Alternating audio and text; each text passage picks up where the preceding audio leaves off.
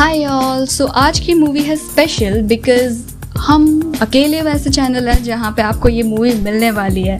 सो इन हिंदी तो इसको एक्सपेक्ट करना बिल्कुल भूल जाओ। आपको इवन इंग्लिश में भी इस मूवी का एक्सप्लेनेशन कहीं नहीं मिलने वाला है। मैं खुद ढूंढते ढूंढते थक गई, मुझे कहीं नहीं मिला।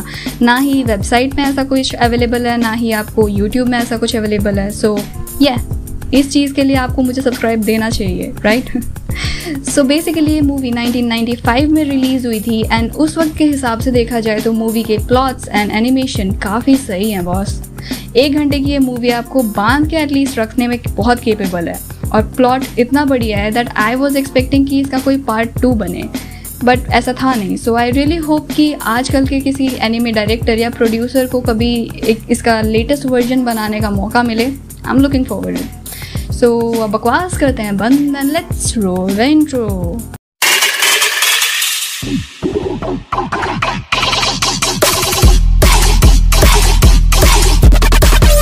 तो मूवी की शुरुआत एक इंटीमेट सीन को दिखाते हुए होती है जहां सडनली इस लड़की को बहुत ज़्यादा भूख लगने लगती है एंड उसकी बॉडी एक मॉन्स्टर में कन्वर्ट होने लगती है और वो अपने ही लवर को खा जाती है।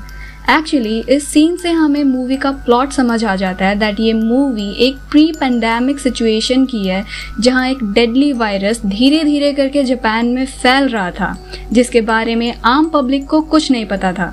इसके बाद सीन कट होता है और हम एक मेडिकल स्कूल के 2 प्रोफेसर्स कोमाडा और कोशिगाया को देख पाते हैं जो कि अपने डेली रूटीन के हिसाब से अपने क्लासेस ले रहे थे एंड एक स्कूल प्रोफेसर की अच्छी सी लाइफ स्पेंड कर रहे थे। लेकिन जैसे ही इन प्रोफेसर्स का डे जॉब होता है ओवर और दिन ढलता है तो उसके साथ ही हम देख पाते हैं कि ये प्रोफेसर्स अपने सीक्रेट मिशन पर निकल पड़ते हैं। इनको कुछ लोग अपने साथ एक खुफिया सी जगह पर ले जाते हैं जहां हम उस फर्स्ट सीन वाली इन्फेक्टेड लड़की को चेन से बंधा हुआ देख पाते हैं।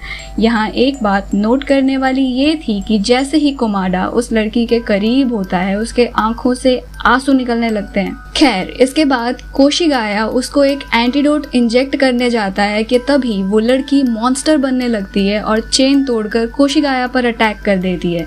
पर ऑन टाइम कोमाडा उसके बीच आ जाता है और कोशिगाया को दूर धकेल देता है, पर वो लड़की कोमाडा को काट लेती है और छत से शीशा तोड़कर बाहर भागने लगती है। लेकिन हम देख पाते हैं कि कोमाडा अब ट्रांसफॉर्म होने लगा था और वो भी एक बहुत बड़ा और खतरनाक मॉन्स्टर बन जाता है और उस लड़की को पकड़ लेता है। फिर कोशिगाया अपना एंटीडोट लेकर उस लड़की को लगा देता है और उसकी जान बच जाती है। यहाँ हम जान पाते हैं कि कोमाडा भी एक इन्फेक्टेड इंसान है, बट एनी हाउ वो अपने अंदर के इन्फेक्शन या मॉन्स्टर को भी कंट्रोल कर पा रहा था। बस प्रॉब्लम ये थी कि उसको बहुत ज्यादा भूख लगती थी और स्ट्रेसफुल सिचुएशंस में कोमाडा ट्रांसफॉर्म होने लगता था। सो बेसिकली कोमाडा था हाफ ह्यूमन और हाफ मॉन्स्टर। सो कोमाडा के अंदर फीलिंग्स भी थी और वो अपनी लाइफ अच्छे से जीना चाहता था, बट वो किसी लड़की को अप्रोच करने से डरता था because you know he is half monster, right? ऐसे ही एक दिन कोमाडा शाम को बाहर घूमने गया तो अचानक से एक लड़की उससे टकरा जाती है जो कि कुछ गुंडों से बचकर भाग रही थी। देन वो गुंडे कोमाडा के पास आकर उसको कन्फ्रंट करने लगते हैं और एक पंच मारते हैं जिसकी वजह से कोमाडा ट्रांसफॉर्म होने लगता है कि तभी वहां पुलिस आ जाती है और सिचुएशन नॉर्मल हो जाता है। वो लड़की कोमाडा को स्टैंड लेते हुए कहती है, उसको थैंक्स बोलकर वहां से जाने लगती है कि तभी अचानक कोमाडा के आंखों में से वापस से वो आंसू आने लगते हैं। सो कोमाडा उस लड़की को इंसिस्ट करके उसे अपने और कोशिगाया के अपार्टमेंट में ले आता है जहां ये रिवील होता है कि इस लड़की का नाम मुराकामी सायाका था जो कि एक बहुत बड़े साइकी यानी एक फ्यूचर देखने वाले बाबा टाइप की ग्रैंड डॉटर थी। अब इस बाबा या साइकी को जापान में बहुत पहुंच थी और बहुत बड़े बड़े लोग उससे अपना फ्यूचर वगैरह पूछने के लिए आते थे। अब मैटर ये था कि ये जो साइकी है वो कुछ महीनों से ही गायब था और जब से ये साइकी गायब था ये गुंडे उस लड़की के पीछे पड़े हुए थे उस बाबा का पता जानने के लिए। लेकिन प्रॉब्लम ये थी कि बेचारी लड़की जानती ही नहीं थी कि उसके दादा हैं कहाँ पे। अब इन कन्वर्सेशन के बीच में कोमाडा को बाहर कुछ हलचल फील होती है और वो ये जान पाता है कि गुंडे अपार्टमेंट तक इन लोगों के पीछे आ चुके थे। सो अब ये लोग गाड़ी लेकर वहां से निकल पड़ते हैं दादाजी को ढूंढने के लिए। So guys let me tell you कि कोमाडा ने आखिर इस लड़की को अपने घर के अंदर लिया ही क्यों। बिकॉज यू रिमेंबर इससे मिलने के बाद कोमाडा के आंखों में आंसू आने लगे थे। सो बेसिकली मैटर ये था कि कोमाडा अपने इन्फेक्शन की वजह से इस वायरस से लिंक हो गया था।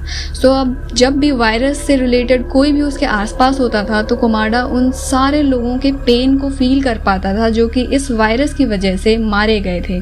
सो कोमाडा को ये फील हुआ कि इस लड़की का किसी ना किसी तरीके से वायरस से कोई रिलेशन है।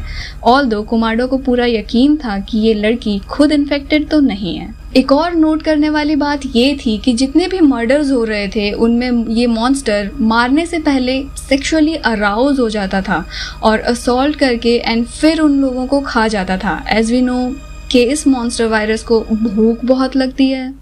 सो अब वापस प्लॉट पर आ जाते हैं।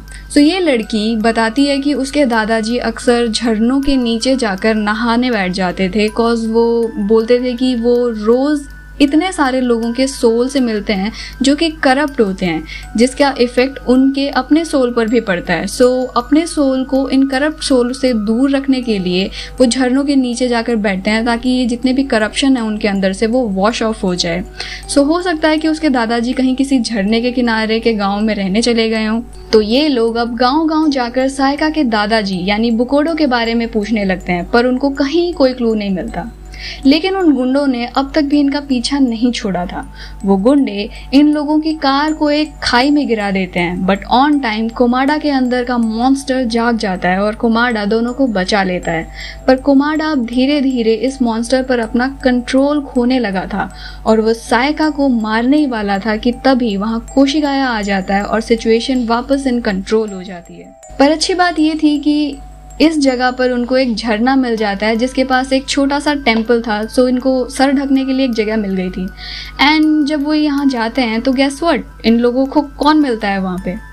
ऑफ कोर्स दादाजी बुकोडो। And the strange thing is वो वहाँ बैठ के इन तीनों का इंतजार कर रहा था एंड 3 प्लेट खाना पहले से ही रेडी था। नो वंडर कि ये बुकोडो क्यों इतना फेमस था। सो बेसिकली ये बाबा इन इन्फेक्शंस के फैलने से पहले से ही गायब हो गया था और यहाँ आके रहने लगा था। सो इन लोगों को लगा कि शायद बाबा को कुछ पता ही नहीं होगा इन्फेक्शन के बारे में, बट बाबा जी तो हैं हमारे अंतर्यामी। सो बाबा बुकोडो को पहले से ही पता था इन सब के बारे में। अब बाबा बुकोडो इनको बताता है कि जो गुंडे इन लोगों के पीछे पड़े हैं वो जापान के भावी प्राइम मिनिस्टर सेइजुरो के भेजे हुए हैं।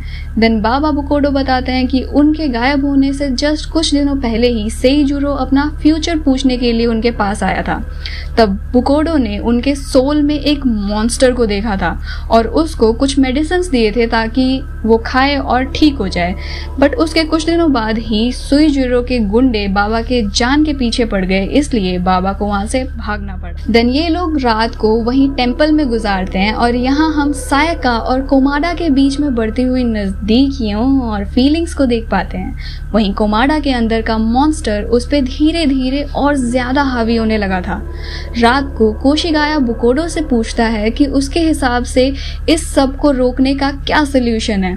तो बाबा बुकोडो बताते हैं कि एक मॉन्स्टर ही दूसरे मॉन्स्टर को रोक सकता है एंड उसको ये उम्मीद कोमाडा से थी। लेकिन कोमाडा आज भी हाफ ह्यूमन था और उसके अंदर फीलिंग्स थी। सो बुकोडो को लगता है कि शायद कोमाडा ऐसा नहीं कर पाएगा। इस कन्वर्सेशन के बीच में ही सेइजुरो के गुंडे उन पर अटैक कर देते हैं और बाबा और सायका को किडनैप करके अपने साथ ले जाते हैं। वहीं उस टेम्पल पर TMT गिरा देते हैं जिससे कोमाडा का हाथ टूटकर इन गुंडों के हेलीकॉप्टर से लग जाता है। एंड डैम डूड, ये सीन इतना बढ़िया था, मुझे लगा शायद इस हाथ को कुछ लेकर के आगे करेंगे, बट ऑफ कोर्स ऐसा कुछ हुआ नहीं। पर कोमाडा अपने अंदर के मॉन्स्टर की वजह से बच जाता है। नाउ जैसा कि हम लोग पहले से ही जानते हैं कि कोमाडा उस वायरस को फील कर सकता है। सो ऐसे ही जब कोमाडा का हाथ हेलीकॉप्टर से लग जाता है तो कोमाडा उस एरिया को भी देख पाता है जहां बुकोडो और सायका को लेकर गए हैं ये गुंडे। वहां कोमाडा का इन्फेक्टेड हाथ सायका की बॉडी में घुस जाता है। नाउ बिलीव मी, ये सीन बिल्कुल ही इलॉजिकल और अननेसेसरी था। यहाँ इस सीन से कोई खास फर्क पड़ा नहीं। ऐसा नहीं हुआ कि भाई अचानक से साइका में कुछ सुपर पावर्स आ गई हो, कुछ नहीं हुआ। ये बिल्कुल ही अननेसेसरी प्लॉट था। खैर, यहाँ अब सेइजिरो जो है वो पूरी तरीके से एक मॉन्स्टर में ट्रांसफॉर्म हो जाता है और बाबा बुकोडो को मार डालता है। इसके बाद कोमाडा और सेइजिरो की एक फाइट होती है जिसमें कोमाडा फुल्ली एक मॉन्स्टर में ट्रांसफॉर्म हो जाता है। एंड डूड, ये सीन इतना ऐसा लग रहा था जैसे कि कोई पोकेमॉन का फाइटिंग सीन चल रहा हो और अचानक से ये जो पोकेमॉन है विकसित हो गया बीसी। खैर, तो हमारा जो विकसित पोकेमॉन है यानी कोमाडा सेइजिरो को मार डालता है और अब कोशिगाया के साथ फुल टाइम बायो हंटिंग में लग जाता है। सो बेसिकली कोमाडा जो है वो सायका के साथ में कोई रिलेशन नहीं रखता है और वो सायका को साफ बोल देता है कि अब मैं कोमाडा नहीं रहा, अब मैं एक इंसान नहीं रहा, टोटली मॉन्स्टर बन चुका हूँ और उसके लाइफ का सिर्फ एक ही मकसद रह गया है, बायो हंटिंग यानी इन वायरसेस को ख़त्म करना। सो या दैट्स दैट, मूवी होती है यहीं पे ख़त्म। एंड आप लोगों को पता ही करना क्या है, like, share and do subscribe to my channel for more such videos. And या दैट्स इट, बाय।